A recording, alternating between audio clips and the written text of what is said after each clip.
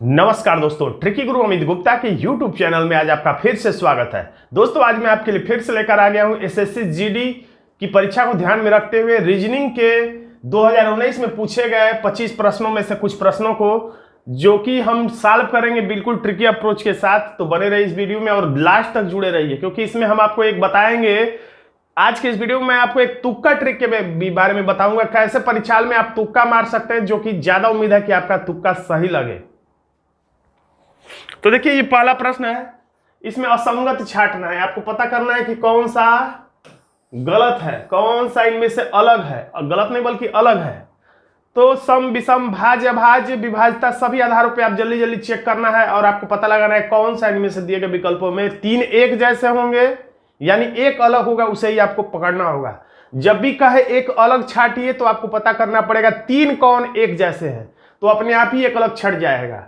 तो हम अब इसे बताते हैं क्या आंसर है। आप चाहें तो वीडियो को रोक दिया करिए, खुद से उत्तर देने का प्रयास करिए, उसके बाद वीडियो को आगे बढ़ाया करिए।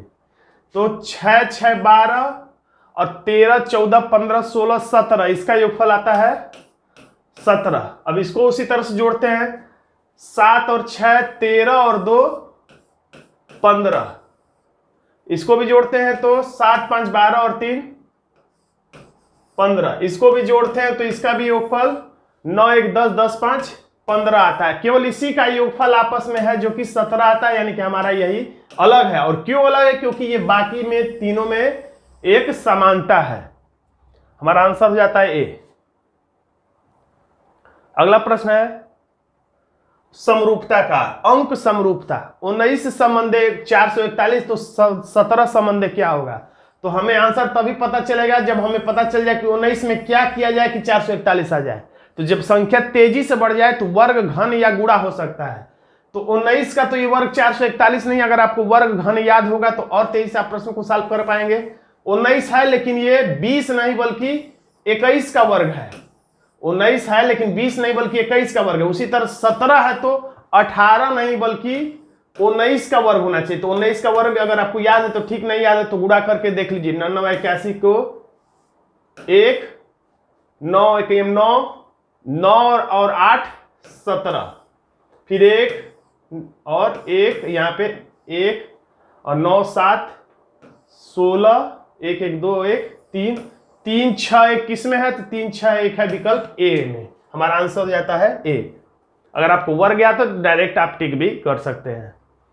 अब ये प्रश्न अगला देखिए, और इसका उत्तर हमें बताने के लिए आपको बनाना पड़ेगा। 7 मित्र हैं O P Q R S T और यू, एक पंक्ति में बैठकर फिल्म देख रहे हैं, बहुत ही अच्छा काम कर रहे हैं। तो हम भी पंक्ति बना लेते हैं और सबका चेहरा हम लोग मानते हैं ऐसे उत्तर की तरफ, ताकि आपका दायां इनका भी दायां हो, आपका बायां इनका भी बायां हो, ताकि आपको दाएं बाएं में कोई दिक्कत ना हो। एस एक छोर पर बैठा है, यानी कि एस या तो इधर होगा, एस या तो इधर होगा। देखिए, आपको ऐसा लग सकता है कि ये प्रश्न मैंने कभी सॉल्व किया, क्योंकि जो एसएससी जीडी की परीक्षा हुई थी अलग अलग मीटिंग में, तो प्रश्न के कभी कभी पैटर्न एकदम सेम टू सेम है, बस थोड़ा बहुत अंतर नाम का, और थोड़ा सा 2 दाएं है तो इसमें 3 दाएं, या थोड़ा बहुत अंतर करके, यानी प्रश्न पैटर्न वही रखा जा रहा है। तो अगर एक पैटर्न, अगर एक पाली के पैटर्न का पता आप किसी मित्र से पता लगा लें, पूछ के कि कैसा प्रश्न आया था, क्या आया था, तो आप उससे अंदाजा लगा पाएंगे कि आपकी मीटिंग में या अगले दिन जो परीक्षा होने वाली उसमें किस तरीके का प्रश्न आएगा। तो एस यानी इधर भी हो सकता है, इधर भी हो सकता है।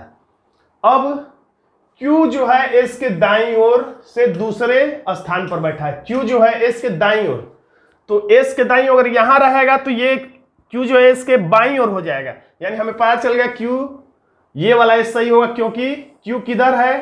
तो एस के दाईं ओर, यानी इस साइड में Q था तो दूसरे स्थान पे, यानी यहां पर तो है एस, तो यहां पर कोई व्यक्ति बैठेगा और यहां पर कौन अब बैठेगा? Q। तो एस Q जो है एस के दाईं ओर दूसरे स्थान पर हो गया। अब O, अब जो कि P O और Q के बीच में है, P जो है, तो इधर तो अगल बगल कोई जगह नहीं, इसलिए P को हम लोग यहां लिखते हैं। P जो है O और Q के बीच में है, तो एक तरफ Q है ही, तो एक तरफ हम लोग बना देते हैं O को। U किसी भी छोर पर नहीं है तो कोई बात नहीं। देखिए, अब ये जो है इन इतने के बीच में कोई नहीं आ सकता, क्योंकि ये इससे दूसरे नंबर पे है, तो इधर इधर के बीच में अगर कर देंगे तो तीसरा हो जाएगा, यानी एस और क्यू के बीच में कोई नहीं आ सकता, सिर्फ एक यहां पे स्थान खाली है। अब इनके भी बीच में कोई नहीं आ सकता, क्योंकि पी जो है बीच में है किसके किसके, तो क्यू और ओ के। तो यहां से यहां तक का ये पूरा जगह जो है वो फिक्स हो गया, यानी इसके बीच में अब कोई नया लाइन नहीं खींचा सकता, सिर्फ एक ही ये खाली स्थान है और बाकी अब कोई लाइन नहीं खींचा जा सकता है। यानी कि अब जो कह रहा है आगे आर टी के बाएं ओर बैठा है, तो हम और कितने लोग हैं टोटल, तो 7 लोग हैं, तो 1 2 3 4 5 2 लोग बचे हैं, तो वो 2 लोग इधर तो होने से रहे, इधर ही ये 2 लोग बनेंगे। तो कह रहा आर जो है टी के, तो टी को यहां बना दीजिए, आर जो है टी के बाएं है तो बाएं हो गया। अब यू कह रहा किसी छोर पे नहीं, तो कोई दिक्कत नहीं, ऐसा जगह बचा है जिसमें ये किसी छोर पे नहीं रहेगा। अब पूछा जा रहा है पी के ठीक दाएं ओर कौन बैठा है, तो पी के ठीक दाईं ओर बैठा है ये आपके हैं ओ, तो हमारा आंसर हो जाएगा डी। अगला प्रश्न है उस विकल्प का चयन कर जो दी गई श्रृंखला में प्रश्नवाचक के स्थान पर आएगा। तो ये सब कुछ पढ़ने की जरूरत नहीं है, इसे देखकर समझ में आ जाता है कि क्या हमें करना है। ऐसा प्रश्न आए जब श्रृंखला धीरे धीरे बढ़े तो प्लस, तेजी से बढ़े तो गुणा वर्गन, धीरे धीरे घटे तो घटाव, तेजी से घटे तो भाग की क्रिया हो सकती है। अब यहां पर ज्यादातर प्रश्नों में हमें यही करना होता है कि बड़ी संख्या छोटी संख्या घटा के आप लिख दीजिए, तो 18 में 7 निकालेंगे तो यहाँ पर आ जाएगा 11। फिर अब बड़ी संख्या 40 में से 18 निकाल देंगे तो यहाँ पे आ जाएगा 22। फिर बड़ी संख्या 73 में 40 घटाएंगे तो यहाँ पे आ जाएगा 33। तो रीजनिंग का दिमाग आपका कह रहा हुआ 11 11 2 22 11 33, यानी इतनी दूरी पे 11 चौक 44 भी आएगा। 7 में 11 जोड़ने पर 18, 18 में 22 जोड़ने पर 40, 40 में 33 जोड़ने पर 73, तो 73 में 44 जोड़ने पर क्या आएगा, यही आपका आंसर होगा। तो आप लिख कैसे 4 3 7 7 4 11, यानी 117 आपका आंसर, जो कि विकल्प डी में है। तो डी को आप टिक कर देंगे और अपना नंबर परीक्षा हाल में बढ़ा लेंगे। अब अगला प्रश्न न्याय वाक्य का, तो बिना देर किए जल्दी जल्दी चित्र बना लीजिए। सभी जो ही कहे तो तुरंत बिना सोचे ऐसा चित्र। सभी पक्षी क्या है, प्याले हैं। कुछ प्याले बिल्लियां हैं, तो कुछ प्याले को ऐसे बना दीजिए, बिल्लियां हैं। तो याद रखिए जब बाहरी वृत्त को काटता है तो एक और चित्र बनता है जिसमें वो भीतरी वृत्त को भी काटता है। तो चाहे तो आप इसी में बिंदु बिंदु करके आप रफ पे ऐसे अब जब बनाएंगे तो वहां बना लेंगे, ताकि दूसरा चित्र बनाने का समय आपका बच जाए। तो एक बार इस पे पढ़ लीजिए, एक बिंदु बिंदु वाले पे पढ़ लेंगे तो आपका आंसर समझ में आ जाए। खैर यहाँ पे मैं दोनों ही चित्र आपको समझाने के लिए बना दे रहा हूं। अब हमारा आंसर जो है जब तक दोनों में सही नहीं होगा तब तक हम लोग आंसर को सही नहीं मानेंगे। सभी पक्षी बिल्लियां हैं, किसकी बात कर रहा है, पक्षी बिल्लियां कर रहा है, सभी पक्षी बिल्लियां, जबकि कोई पक्षी बिल्लियां दिख ही नहीं रहा है। इसमें थोड़ा सा दिख भी रहा है, लेकिन कुल मिलाकर सभी पक्षी बिल्लियां तो बिल्कुल नहीं दिख रहा है। दूसरा प्याले और पक्षी की बात कर रहा है, तो प्याला ये है और पक्षी ये है, प्याला पक्षी यानी बाहर भीतर, इसमें बाहर भीतर इसमें भी। तो कुछ प्याले पक्षी हैं, तो जब बाहर भीतर कुएं वाले चित्र में बात होता है तो बाहरी वृत्त को कुछ बोलते हैं और भीतरी वृत्त को सभी बोलते हैं। तो कुछ प्याले, तो सही बात है, बाहरी वृत्त को कुछ ही बोल रहा है इसलिए सही है, इसमें भी सही है, यानी हमारा दूसरा निष्कर्ष सही है, पहला निष्कर्ष गलत है, इसलिए हमारा आंसर हो जाता है सी। केवल निष्कर्ष 2 अनुसरण करता है। 8 मित्र ABCDEFGH एक गोलाकार मेज के चारों ओर एक दूसरे के तरफ मुंह करके भोजन कर रहे हैं। तो 8 मित्र हैं, वृत्ताकार हैं, कोई बात नहीं, वृत्त हमने बना दिया। और 8 मित्र की वृत्त की जब भी 8 लोगों की बात करें तो प्लस बनाया करिए और उसके बाद गोला बनाया करिए। अब वृत्त चाहे बनाइए मत या मत बनाइए। अब उसके बाद आगे ए जो है, ए की बात चल रही है, इसमें मेन हीरो जो है इस लाइन का ए है। ए एफ के सामने और बी के दाईं ओर से तीसरे स्थान पर है। तो पहले तो ए को एफ के सामने हमने बना दिया, ए जो है एफ के सामने हो गया। तो बात किसकी हो रही थी, ए की। तो यही ए एफ के सामने है और यही ए बी के दाईं ओर है। यही ए जो है बी के दाएं, यानी कि बी को इधर कहीं हम लोग बैठाएंगे, बी को यहां कहीं बैठाएंगे हम लोग, तो बी ऐसे बैठा होगा। तो बी के दाएं यही ए, देखिए यही ए जो है, यही ए F के सामने है और यही है B के दाएं, तो B का बायां हाथ इधर है और B का दायां हाथ इधर है, क्योंकि केंद्र की तरफ चेहरा करेगा तो ऐसे दायां हाथ इधर साइड में आ जाएगा। दाएं तीसरे स्थान पर है, तो यहां से ये 1, ये 2 और ये तीसरे स्थान पर A हो जाएगा। अब G F और D के बीच में है। G जो है तो G को यहां बनाना पड़ेगा क्योंकि यहीं पे F दिख रहा है, तो G F और D के बीच में है, यानी कहने का मतलब G के एक तरफ F होगा और एक तरफ D है। H D के बाएं, H जो है D के बाएं ओर है। H जो है D के, तो D का बाएं हाथ नीचे ही होगा, तो देखिए बाएं तरफ है ये। H किधर है तो D के बाएं तरफ है। E जो है C और A के बीच में है।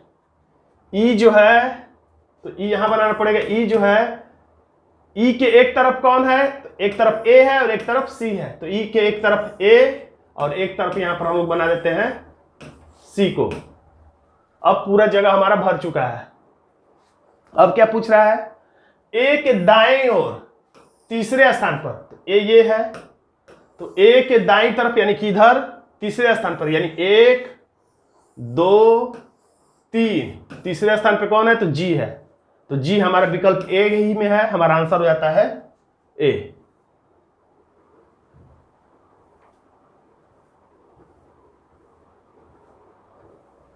अब ये मैट्रिक्स का प्रश्न, इसमें बताना है कि प्रश्नवाचक के स्थान पर क्या आएगा। तो ऐसे प्रश्नों में देखाना होता है कि बड़ा अंक किधर है, तो बड़ा अंक देखिए इस सब में नीचे है, यहां भी नीचे है, इसमें भी नीचे है, तो ज्यादा उम्मीद है कि इन दोनों में कुछ ऐसा किया जाए कि ये बड़ा अंक प्राप्त हो, इन दोनों में कुछ ऐसा किया जाए कि बड़ा अंक प्राप्त हो, और उसी प्रक्रिया से हमें आंसर पता करना होगा।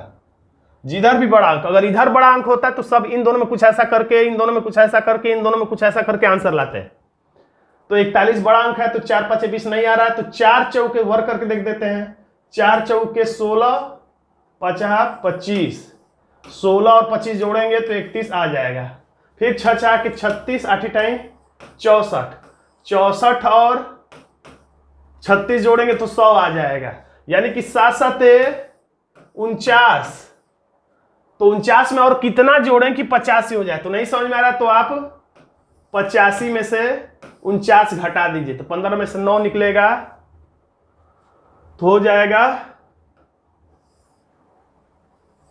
15 में से 9 निकालेंगे तो 6, और इधर 7 में से 4 निकालेंगे तो 3, यानी कि यहां पर 36 आ गया। तो 36 का मतलब यानी यहां पर उसका वर्गमूल 6 होगा, यानी अब कह सकते हैं कि 7 7 49 और 6 4 के 36, 36 और 49 जोड़े 85 आ जा रहा है, यानी कि 6 आंसर हमारा सही होगा, जो कि विकल्प सी में है। अब इसमें हमें कह रहा है कि उस विकल्प का चयन कर जो दर्पण के दाईं ओर रखे जाने पर दिए गए शब्द की दर्पण छवि के सर्वाधिक मेल खाता है। तो दाईं तरफ यानी यहां पे अगर दर्पण रख दिया जाए तो कैसा दिखेगा, वैसे इधर भी दर्पण रखा जाता है तो वही हमारा आंसर आता है। दाएं बाएं से नहीं मतलब होता है, ऊपर नीचे से मतलब भले ही आ जाए। तो दर्पण में 2 परिवर्तन होता है, एक तो अपने स्थान पर और एक पूरा का पूरा। दाएं की वस्तु बाएं, बाएं की वस्तु दाएं चली जाती है अपने स्थान पर भी और पूरी की पूरी, यानी H है जो दाएं साइड में वो चला आएगा एकदम दर्पण के एकदम नजदीक, यानी कि H एकदम बाएं चला आएगा। अब उसके बाद C, इसका मुंह इधर है, इधर चला आएगा N। याद रखिएगा N में जो ये ऐसे है तो हम यानी ऐसे N के बीच वाली लाइन तो ऐसे हो जाएगी। E जो है इधर मुंह है, इसका तो मुख इधर की तरफ हो जाएगा। U वैसे के वैसे ही दिखेगा, कोई चेंज नहीं। अब Q जो है तो इसका मुंह नीचे है तो ऊपर नहीं होगा क्योंकि ये जल प्रतिबिंब में होता है। इसका मुंह दाएं साइड में तो बस ये है कि ये बाएं साइड में हो जाएगा, ऊपर नहीं होगा। अगर विकल्प से हमें चेक करना होता तो हम लोग बस ऐसे ही कैसे निकाल देते, क्रॉस कर देते। तो H जो है सही है, C सही है, N सही है, E सही है और U भी सही है, और ये यानी यही हमारा आंसर है, इसलिए सब सही लग रहा है। अब इसमें क्या दिक्कत है, A सही है, H सही है, C सही है, N सही है, E सही है, लेकिन U को उल्टा कर दिया है। U को जल प्रतिबिंब की तरह कर दिया, जबकि हमें दर्पण प्रतिबिंब करना था, गलत हो गया है। अब इसमें क्या किया है, H सही है, C सही है, N सही है, E को वैसे के वैसे ही रख दिया है। इसका मुंह दाएं है तो बाएं नहीं किया, इसलिए गलत है। अब इसमें H सही है, C सही है, N सही है, E है, और U Q के में इसमें U Q में गड़बड़ी कर दिया। इसका मुंह जो है ऊपर कर दिया, जबकि नीचे का ऊपर दर्पण प्रतिबिंब नहीं होता बल्कि जल प्रतिबिंब होता है। तो वैसे भी आंसर A है, ऐसे भी आंसर हमारा A आ ही चुका था। फिर से इसे हम सॉल्व करते हैं ऐसे प्रश्न को। पुस्तकालय में केवल एक ही शब्दकोश है यानी डिक्शनरी है जिसका उपयोग 6 छात्र करते हैं। कौन कौन? तो P, Q, R, S, T और U द्वारा एक एक करके किया जाता है। एस क्यू के तुरंत बाद आता है, तो ऐसा हम लोग कर लेते हैं। याद रखिएगा, इधर का मतलब बाद और इधर का मतलब होगा हम लोगों के लिए पहले। यानी जैसे हम लोग ABCD लिखते हैं, ABCD XYZ बाद में आता है, A पहले आता है, फिर B, C और XYZ बाद में आता है, A पहले आता है। तो वैसे ही आप समझिएगा। अब देखिए, S जो है Q के तुरंत बाद, कहीं भी लिख दीजिए, S जो है Q के तुरंत बाद, S किसके बाद आया है? तो Q के तुरंत बाद आया। देखिए बाद इधर है, S जो है Q के तुरंत बाद आया। इस S की बात हो रही, S जो है Q के तुरंत बाद आया और P के पहले आया, लेकिन P से ये देखिए S पहले ही आ गया है। देखिए हम लोग इधर से पढ़ना शुरू करेंगे तो S से Q पहले आ गया, लेकिन P जो है बाद में आया है, वही बात है इसमें। और T R के तुरंत बाद, तो T और R इसमें से कोई नहीं दिख रहा है इसलिए नहीं जुड़ पाएगा। और U से पहले तो U भी नहीं दिख रहा है, तो जो 3 नाम ले रहा है T R U, तो T R U में से कोई नहीं दिख रहा है, यानी कि जुड़ नहीं पाएगा कि इधर रखें कि इधर रखें। इसलिए ऐसे लाइन को हम लोग जो पिछले कथन से ना जुड़े उसे कुछ देर के लिए छोड़ देना चाहिए। इसको हम लोग इस लाइन को बाद में ले लेंगे, इस दोनों लाइन को। R P के, R और P में से कोई है तो हाँ है P, इसलिए जुड़ जाएगा। R P के बाद, R जो है P के बाद, देखिए P आया फिर आया R आया, यानी कि R जो है P के बाद आया, शब्दकोश का उपयोग करेगा। अब पिछली लाइन जुड़ जाएगी क्योंकि T R U में से R यहां पर आ चुका है, इसलिए अब जुड़ जाएगा। तो हम लोग इसके पढ़ते हैं। T जो है R के तुरंत बाद, T जो है R के तुरंत बाद, देखिए आ गया, T की बात हो रही, T R के तुरंत बाद और U से पहले है। देखिए T जो है R के तुरंत बाद और U से देखिए ये पहले ही आ चुका है। अब पूछ रहा है कि अंत में शब्दकोश का प्रयोग कौन करेगा, तो अंत यानी कौन है? शुरू, पहला नंबर, दूसरा, तीसरा, सबसे लास्ट में U इसका उपयोग करेगा, इसलिए हमारा आंसर हो जाता है C। अब इसमें असंगत छांटना, अलग छांटना है। तो ये जीके का प्रश्न रह रहा है और लगभग अधिकांश मीटिंग में इस तरह के प्रश्न पूछे गए हैं, यानी कि कुछ देश का नाम दे दे रहा है और कुछ शहरों के नाम। तो ये जीके का प्रश्न हो गया। तो इसमें हमारा आंसर हो जाएगा विकल्प बी, बहरीन। बहरीन एक देश है और बाकी के सारे जो हैं वो सब एक शहरों के नाम है, न कि देश के नाम। अब अगला समरूपता का प्रश्न है। झगड़ा और युद्ध लगभग बराबर है, कह सकते हैं। झगड़े का बड़ा रूप युद्ध है, उसी तरह से इच्छा का बड़ा रूप क्या है? आकांक्षा है, या पर्यायवाची शब्द भी कह सकते हैं। हमारा आंसर हो गया।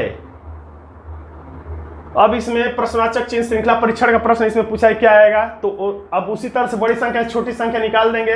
19 में से 15 निकालेंगे तो यहां पर आएगा 4।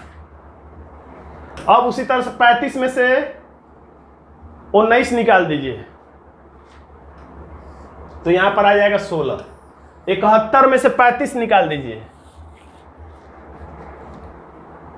तो यहां पर आ जाएगा 36। तो इसको देख के आपको क्या लगता है? यानी कि ये 2 का वर्ग है, ये 4 का वर्ग है, ये 6 का वर्ग है।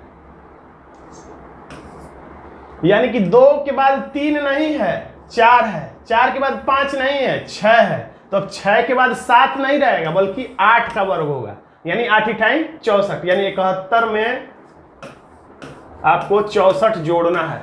तो 4 1 5 और यहाँ पर हो जाएगा 13, यानी 135 किस विकल्प में है? तो विकल्प सी में है। तो यही हमारा आंसर आराम से हो जाएगा। अभी कोडिंग डिकोडिंग का प्रश्न है, तो ऐसे प्रश्न में ज्यादातर इसका योगफल ही ये होता है, या कभी कभी योगफल का आधा, या कभी कभी योगफल का दुगुना, और भी कई तरीके से, या कभी कभी विपरीत अक्षर इसका करके उसका योगफल। तो इसको आप जोड़ेंगे तो जोड़ने पर क्या आपको ये अंक अक्षरों का संगत अंक याद होना चाहिए। O15 पे, L12 पे, G7 पे, Y25 पे, सबको जोड़ने पर 89 अगर आ रहा है तो आपको इसको भी जोड़ना पड़ेगा। यानी कि V का मतलब 22, I का मतलब 9, R का मतलब 18, O का मतलब 15, L का मतलब 12, O का मतलब 15, G का मतलब 7, Y का मतलब 25। ये सबको जोड़ने पर कितना आ रहा है? तो लोग डायरेक्ट आंसर देख लेते हैं। जोड़ने पर आ रहा है 123, यानी हमारा आंसर सही है।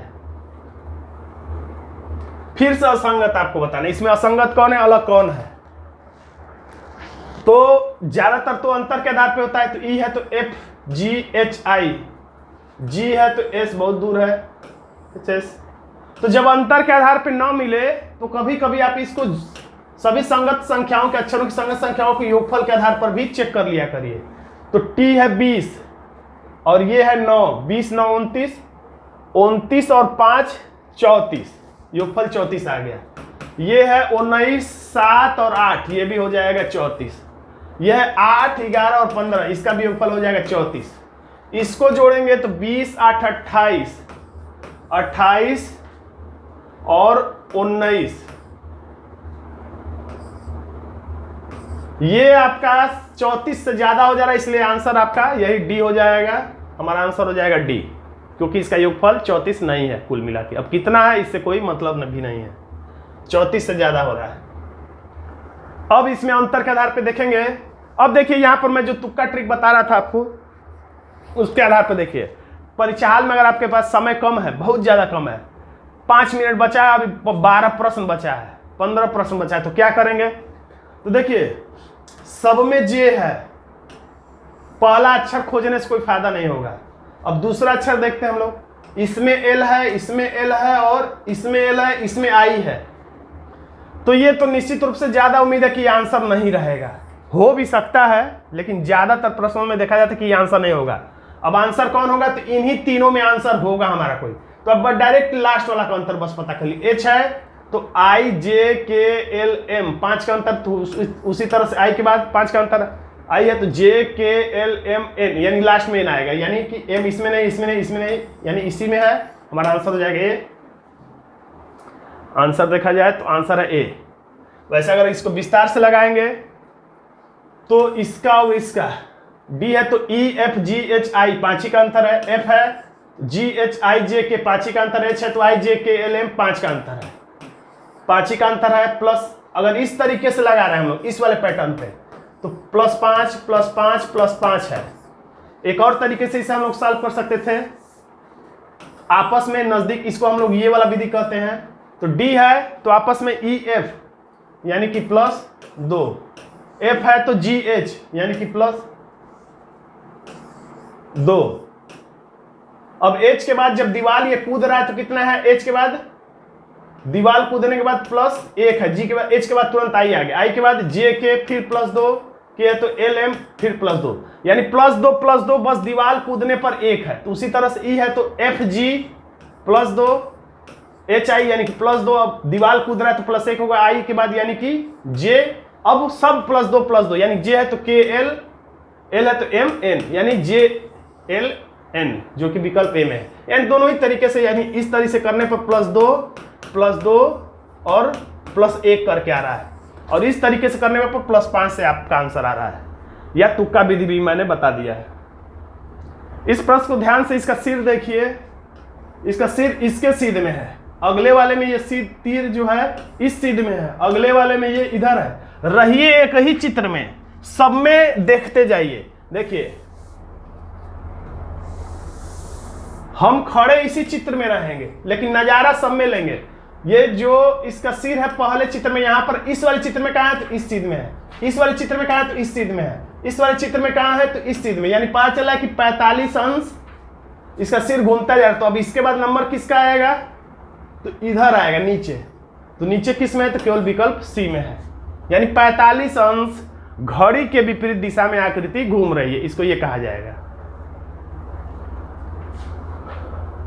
श्रृंखला परीक्षण का प्रश्न है, अक्षर श्रृंखला। तो Q से पहले ही वो आता है, तो आप जब भी माइनस में रहा करें तो इधर से इधर पढ़ लेंगे तो आपको आसानी समझ में आ जाए। O है तो PQ यानी कि -2, M है तो NO -2, K है तो LM -2। अगर इसे हम -2 हो रहा है, यानी कि K को अगर -2 करेंगे तो J से पहले I होगा, I के बाद J के -2 हो जाएगा, यानी कि I किस विकल्प में है। तो देखिए अगर इसे हम ट्रिक से भी सॉल्व करते, जो मैंने बताया था कि तुक्का ट्रिक, तो देखिए इसमें पहले खाली स्थान पे आई है, इसमें पहले खाली स्थान पे आई है, इसमें पहले खाली स्थान पे आई है, इसमें नहीं, तो ये तो हमारा आंसर नहीं होगा। तुक्का ट्रिक देखिए, जैसे अभी मैंने पिछले प्रश्न बताया था उसको इस प्रश्न पे भी मैं लागू करता हूं, तो इन दोनों में से होगा नहीं। अब इसमें अगला अक्षर T है, इसमें अगला अक्षर T है, इसमें अगला अक्षर S है, तो यानी कि जो ज्यादा में रहे उसी में आंसर हो सकता है। जैसे फिर से समझिए मैं क्या कह रहा हूं, जो ज्यादा में रहता है उसी में आंसर होने की संभावना है। देखिए I इसमें भी है, इसमें भी है, इसमें केवल इसमें नहीं है, तो ज्यादा में I है तो I वाले में से ही किसी में एक आंसर होगा। ये खत्म हो गया क्योंकि इसमें I नहीं था, ज्यादा में I था। अब दूसरा देखा जाए तो इसमें T है, इसमें भी दूसरे स्थान पे T है, इसमें T नहीं है, तो ज्यादा में क्या है T है, तो T में ही आंसर होगा। इसमें T नहीं था इसलिए ये भी आंसर नहीं होगा। अब इन दोनों में से ही कोई एक आंसर होगा, तो अंतिम ही वाले से हमें आंसर मिल जाएगा। तो अंतिम वाला देखा जाए तो ये भी -2 है, U है तो VWXYZA यानी कि माइनस है, तो U से पहले क्या आएगा, तो S आएगा, इसलिए हमारा आंसर हो जाता है B।